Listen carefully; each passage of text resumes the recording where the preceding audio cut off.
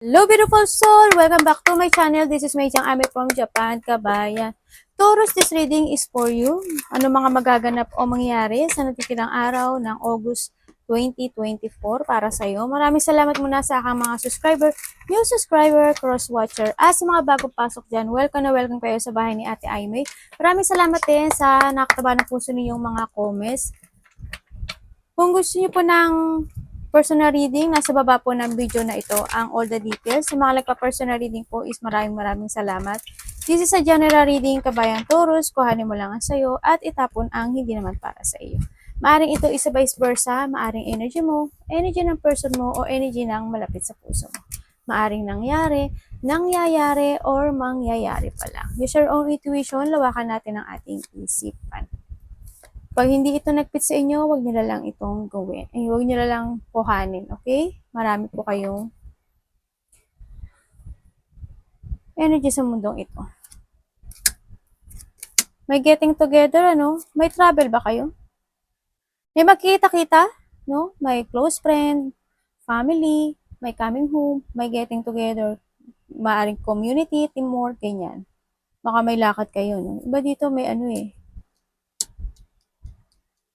Within 6 weeks, 6 days, or 6 months, ganyan. Ang nakita ko may lakad. O maari nung June, may nag-travel, ano, sa iba sa inyo. Within 2 to 4 days or weeks ago, or mangyayari pa lang, may magkikita-kita.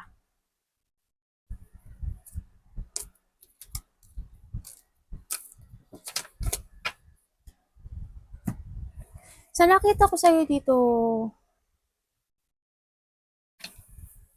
you're waiting for something. Waiting for something. May mga sitwasyon ako na inaalala mo. May mga sitwasyon ako na parang natatakot ka. Kasi nakita ko dito, ano eh, parang wala kang ginagawa. Kasi nakita ko yung iba sa inyo, siguro your stress, maaaring may insomnia kayo, may anxiety, depression, sa iba, kuhanin mo lang yung sa'yo. May mga sitwasyon ka na napopokus ka sa pain or napopokus ka sa nakaraan, mga ganun, iba sa inyo. Hindi ko nakikita yung action, no? Oo, as in na post yung mga layunin na mga gusto mong gawin sa buhay. Kumaga, yung mga decision mo sa buhay is nagiging slow, no? So, nakita ko to. Alo, nagpupo ka na naman, anak. Saan? Ano? Yun ang nakikita ko. May mga sitwasyon na maaring pinag-aaralan mo. Ganyan. Kung paanong mag-make a new beginning. May mga sitwasyon ako na pinahalagahan mo sa ngayon, no? Kasi nandun yung collaboration, nandun yung partnership niyan, may ginagawa ka na mahalaga sa iyo na hanggang ngayon is hindi mo maaring malet go, di ba? Yan nakita ko dito sa sitwasyon na to. Maaring iba sa inyo trabaho, maaring iba sa inyo mahalagang tao, anak, ganyan, or mahalagang kung sino man to na mahalaga, kung anong mahalaga man ito sa iyo, business, ganyan, maaring ganun sa iba. Nakikita ko yung sadness mo, nakikita ko yung lungkot mo, na parang maari may gusto ka ng, meron nasa thought mo, na sa isipan mo na gusto mo nang i-let go, no? May mga sitwasyon na gusto mo nang i-let go. May mga sitwasyon na gusto mo nang solusyonan, na gusto mo nang mag new beginning or mag-start ng bagong journey sa buhay mo. Yan, nakita ko. Nagkakaroon na ng idea sa iba, no, dito. Kaso, wala lang action. You're still waiting. Yung nakita ko na, hihintay ka pa siguro ng enlightenment, ganyan. Siguro, kailangan mo daw kasi mag-sacrifice. Maaring kailangan mong i-sacrifice. Siguro may mga sitwasyon ka na dapat mo i-sakripisyo, ganyan. Make a plan, strategy, make a plan for a new, tsaka kailangan daw, meron ka daw pananaw sa kinabukasan. Yan nakita. Kasi matalino ka naman. You need to surrender din ng something para hindi mo na rin ito maisip, ganyan. Huwag ka daw, kasi nandito ka sa sitwasyon na parang Siguro nag-iisip ka na minsan na nawawalan ka na ng pag-asa, mga gano'n. Sa nakita ko sa'yo dito.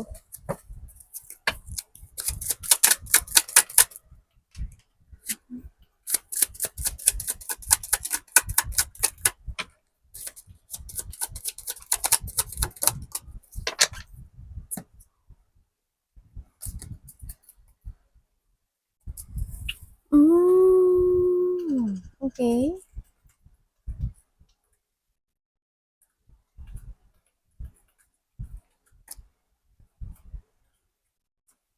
Para saan?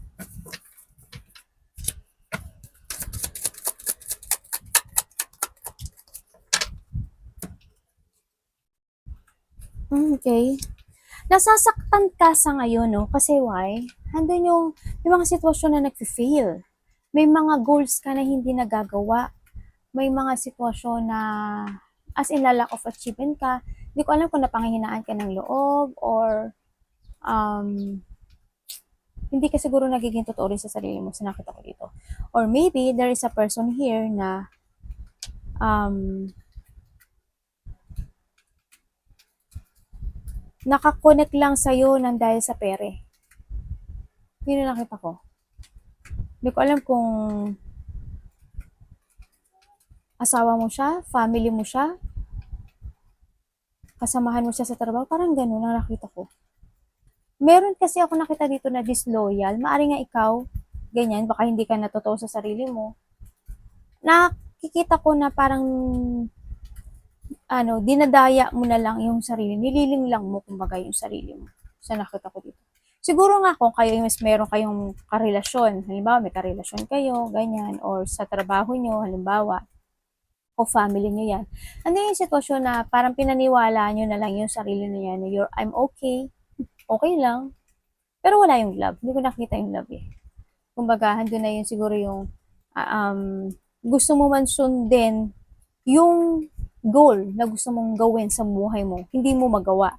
No? Kaya, yung tong pain na to, kaya handun na lang yung pain kasi nagkakaroon ka ng disappointment sa meron ka ngayon. Kasi walang nagiging resulte.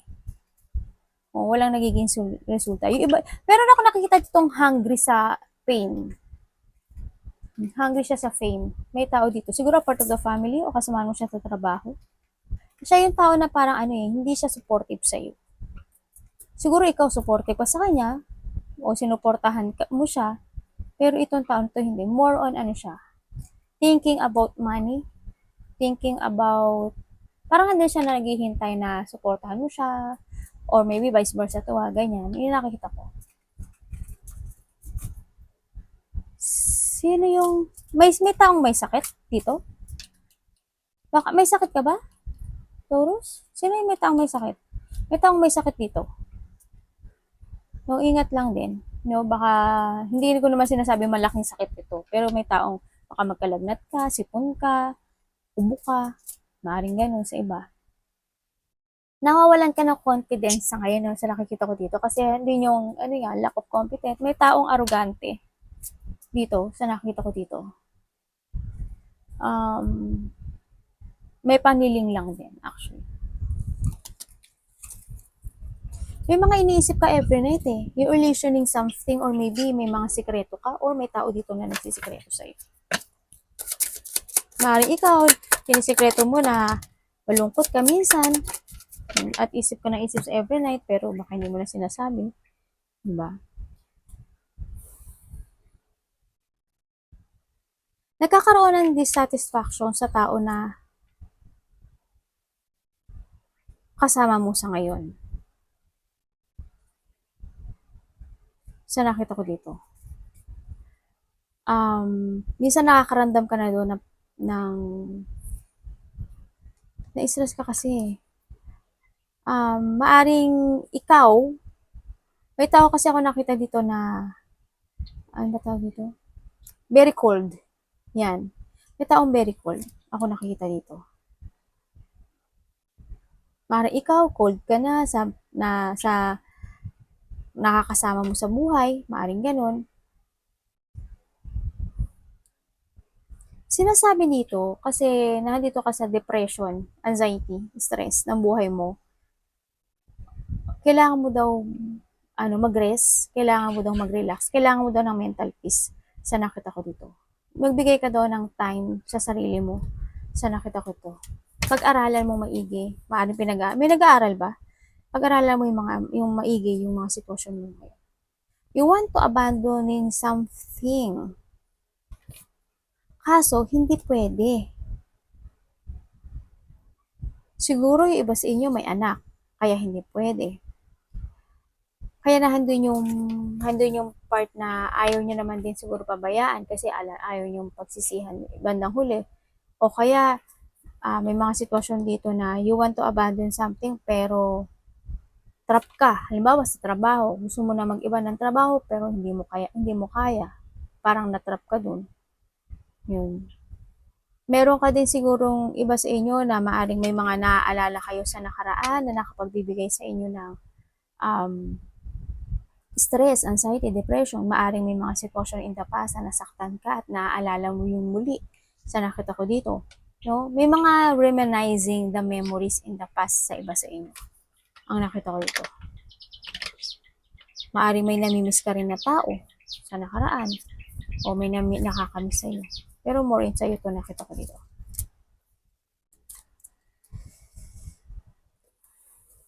Nagkakaroon ka talaga na negativity, no? Ng mga negative thought, nagkakaroon ka ng self-imprisonment, napoprostrate ka sa meron ka sa ngayon. So nakita ko dito. May victim mentality ka nga sa iba. Siguro it's time to release. Pero kung may hindi talaga kayo maiwanan, ay, wala.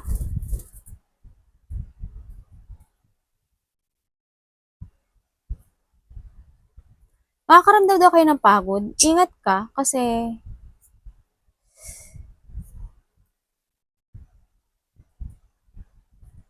pwede ko malaman kay ano. Losing something valuable ang nakita ko sa'yo. Maaring iba sa inyo manakawan din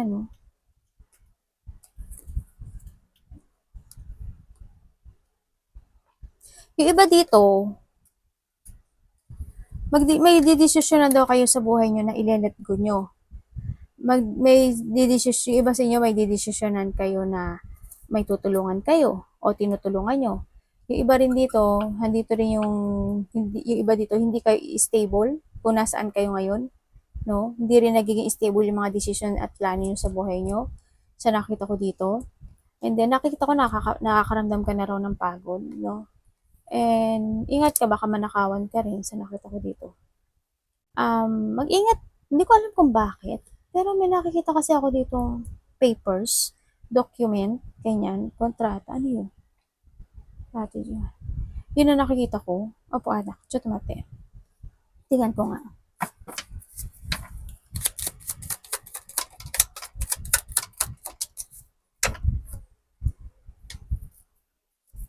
Okay. Okay, ibig sabihin may tinutulungan ka, no? May tinutulungan ka pala. Iba sa inyo may tinutulungan daw kayo.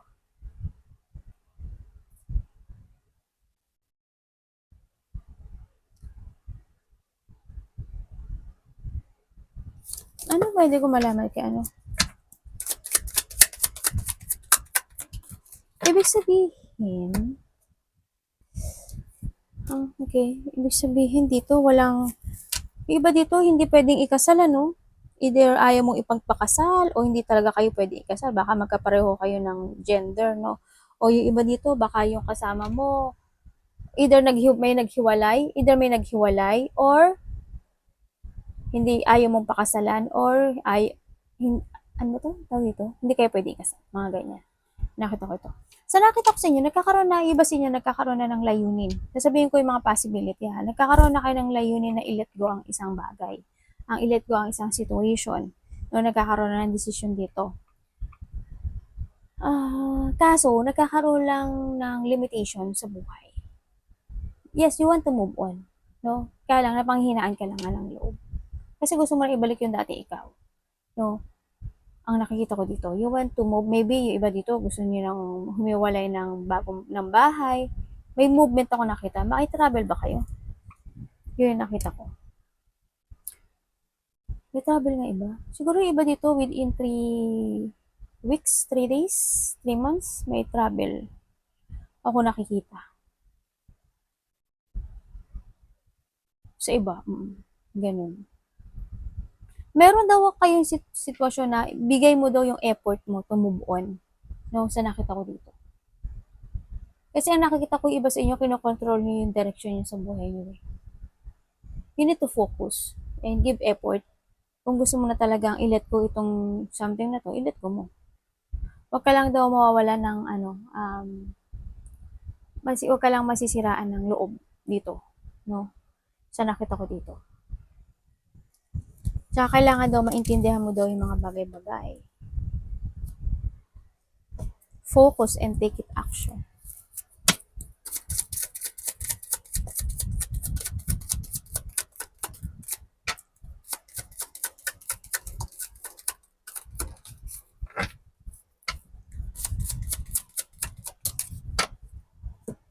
Huwag ka daw susuko, no, sa nakita ko to, and be creative sa sinasabi dito, no. Huwag ka lang susuko, you need to be strong, and kailangan mo daw mag-take a risk, no, sa nakita ko dito. Siguro yung iba sa inyo, ano kayo, may pagka-hot temper, no, sa nakita ko dito. Kasi parang, may nakita kasi akong tao dito na may anak kayo, no, iba may anak. Yung iba ditong may anak, mahal na mahal yung anak niyo. At mahal din kayo ng anak niyo. Palagi nasa isip niyo to eh, no? O isa iba sa inyo, kapatid niyo. O kaya, kung sino man ito. Eh, nakita ko rin yun nga, nagiging hot temper yung iba. Siguro minsan mainit ang ulo mo. No? Nagpa-fire ka siguro minsan. Sa nakita ko dito. Nagkaroon talaga, may mga deep wound. May mga deep wound, may mga battle ako na nakita. Kung ano man daw itong sitwasyon na to, huwag mong susuka kasi you are the survivor, Taurus, no? Kumbaga, kailangan mong maging malakas, kailangan mong you need to take a risk, no? Sa nakita ko ito, kailangan mong sumugal at kailangan mong sumubok. Sa nakita ko dito, kailangan mo ring magdesisyon. Siyempre, siguro, when in making to a decision, siguro nga, you need to be sure, i-sure yung mga bagay-bagay bago ka mag-move on. Yun ang nakikita ko. Pero, nakikita ko naman na hindi ka sumusuko sa lahat.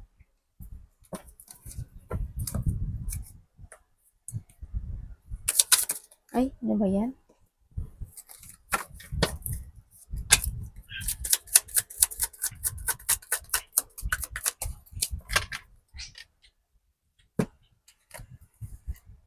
The Wheel of Fortune, oh.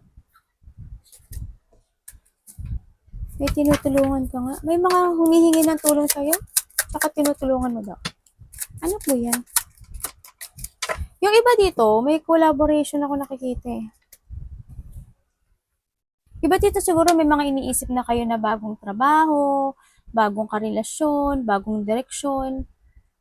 Nandito kayo sa sitwasyon nyo na parang gusto nyo nang i-let go or gusto nyo nang i-withdraw in your life. Andun rin yung, maybe iba sa inyo, you want to retire for something, sa trabaho man yan o sa relasyon man yan. Naghahanap ka ng katotohanan sa ngayon, sa nakita ko ito, nagsisiyasat ka din sa sarili mo ng mga solutions in life, ng mga dapat gawin. Nag-iingat ka actually sa nakita ko dito. And then, yung iba naman sa inyo, yun nga, kung gusto nyo nga, you need to take it action. Trust your intuition sa nakita ko dito. No? Pag-move ka kasi, success to move forward kasi kailangan ng positive motion dito. Nagkakaroon ng mga idea naman actually, no? Yung iba naman dito, mayroon daw dito na maaring makikipag-collaborate sa'yo or nakikipag-collaborate na itong tao na to sa'yo. Kung sa makikipag-collaborate sa'yo, halimbawa, bagong trabaho, baka may papasukan kang trabaho, business, pagkakapirahan, ganun. Maaaring ito pinag-iisipan mo, no? Kung magiging maganda ang future, magiging future sa nakita ko dito. Sinisiyasat mo rin siyang maigi. Sa iba naman sa inyo, may mga nilelearn kayo na isang situation to growth. Yun nga, parang naghahanap ka ng mga solutions in life. Sa nakita ko dito. You want to, parang gusto mo na mag-escape sa isang sitwasyon na hindi naman din nag-work eh. Yun nakita ko. Hindi na nag-work sa'yo anymore. Yan. You want to escape sa mga conflict, magulong isip. You want to getting away with something, ganyan. Sa mga taong o sitwasyon na manipulative, may manipulation, mga ganon, no? Sa nakita ko dito. May gusto kang i-end, ganyan.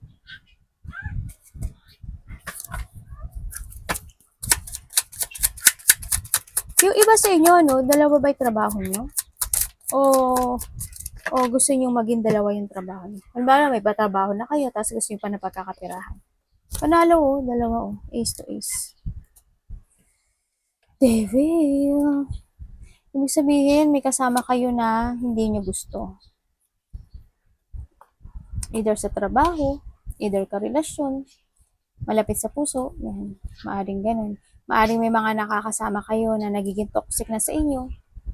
Yan. May mga sitwasyon talaga ako na nakita na natrap ka. No, may mga sitwasyon dito na nagkakaroon ka ng options in life.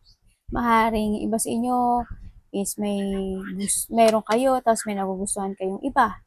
O kaya iba sa inyo, gusto niyo ng ibang trabaho. Maaaring ganun. Kaso nahandito kayo, natrap kayo, nasta kayo. No? Kaya nagkakaroon ng option sa inyo. No? Kumbaga, hindi nyo nagagawa yung gusto nyong gawin sa buhay nyo. Hindi kayo makapag-start ng new beginning sa buhay nyo. Yun yung nakita ko. Nakakita ko ng 3 sa clock. Ay, sa timer pala yun.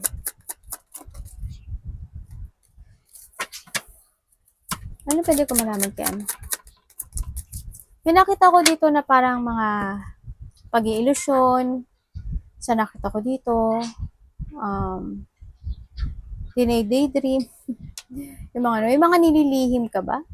Yan, may mga sikreto ka ata. Sa nakita ko to. Yung iba sa inyo, no, mahilig kayo mag-isa. Mahilig kayo mag-isip. Actually. I hope wala kayong addiction, ano? Kasi may tao kung nakikita either ikaw or malapit sa puso mo. May tao dito, maaring uminom ng alak, palasugal, mahilig sa temptation, materialistic, or may addiction. Tandaan nyo, addiction is hindi lang, basta, something addiction, kung anong addiction yan. May taong ganun. May addiction sa buhay. Pahalagahan niyo yung sarili niyo, ha? Kasi, hindi natin masabi na maaring hindi maging maganda yung mga resulta na to. No? If ipapatuloy itong addiction na to. Kung ano man addiction na to. Kung alam niyo naman na makakasama, alisin niyo na lang. No? Kung alam, pero nasa inyo, kayo naman mag-desisyon nun. Diba? Pero kung hindi man kayo ito, maaring yung malapit sa puso nyo, di sabihan nyo na lang, diba? Sa nakita ko dito. May mga sitwasyon ako na gusto mong, yun nga, nagja-jungling ka actually. No? Kasi why? Gusto mo nang magkaroon, mag-heal eh. Gusto mo nang mag-heal. Gusto mo nang i-release yung mga pain na nararamdaman mo. Kaso, nandito ka sa sitwasyon na ini-evaluate mo yung mga sitwasyon, or maaring may mga bagay-bagay na inuuna mo bago yung gusto mo, yung pangarap mo, bago yung goal mo. Yun na nakita ko sa iba. Mas inuuna mo yung iba. Nagiging sensitive ang iba sa inyo, ha? Iba sa inyo sensitive. Kaya siguro nagkakaroon ka ng struggling in life, no? Kasi, kumbaga, mas inuuna mo yung priorities, tapos yung mga multitasking ka pa na ginagawa. Kumbaga, iba sa inyo, nagkakaroon tayo ka ng choices, mga ganun, na kailangan mong, you need to control and balance yung situation mo, ha? Alagaan mo yung sarili mo rin.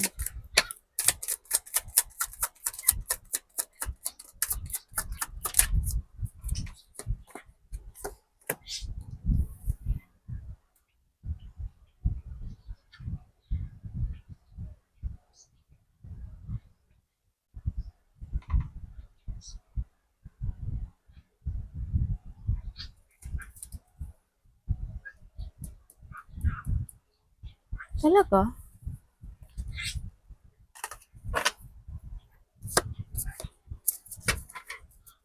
Ano pwede ko malaman dito?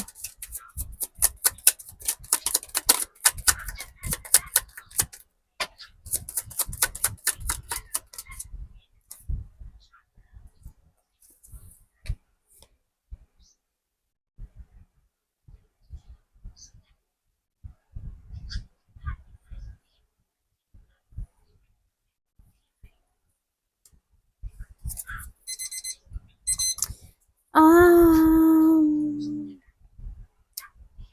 may namatay ba?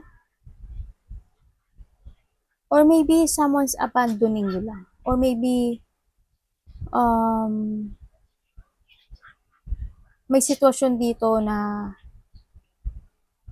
maaring pera related, maaring family related, or trabaho related, work related. Nakita ko dito na nagtapos. May nagtapos. No, may nagtapos dito sa nakita ko. And then, handun yung maaring makakaramdam ka daw ng lungkot, stress, anxiety. Baka hindi ka mapagkatulog. May mga sitwasyon in the past na maaalala mo. Siguro sa iba dito nakaraan na. No, sa nakita ko dito. Maaring in the past, maaring may natapos, no? O meron ka nang inilet go. Either family, na apart of the family, maaring ganun, or trabaho, sa nakita ko dito.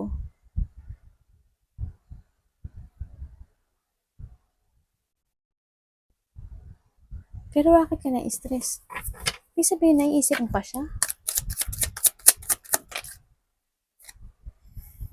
Okay. Kailangan mo daw balansehin yung sitwasyon mo sa ngayon, no? And kasi nakita ko hindi ka balance. Kailangan mo balansehin, maging patient ka. Nagiging patient ka naman actually, no? Sa nakita ko dito.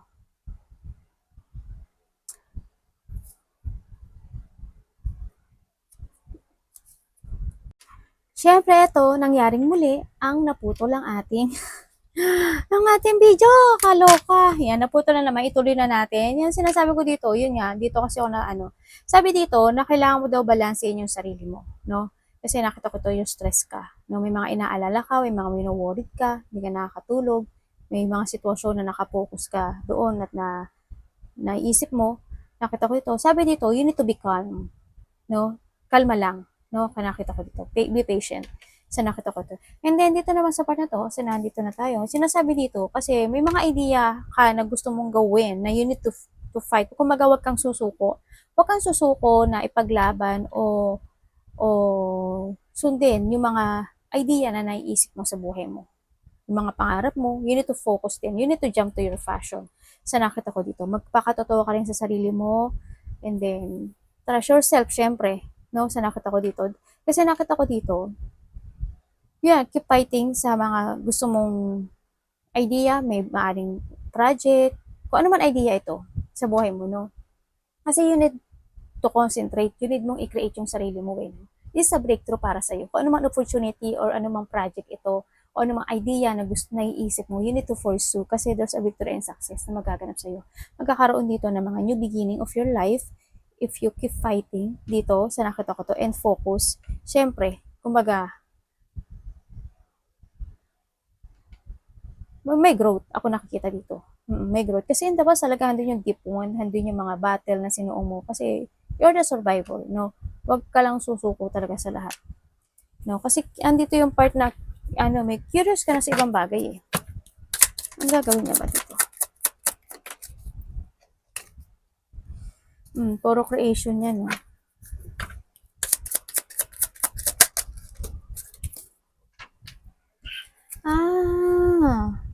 May tinutulungan ka.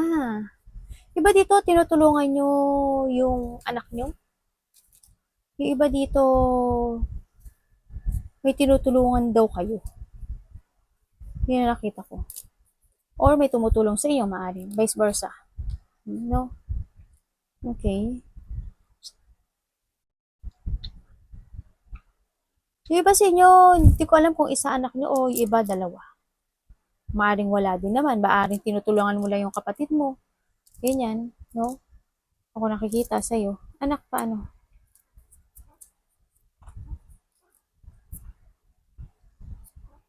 Magulo yung isip mo eh, no? Pero, yung lungkot, parang you feel incomplete.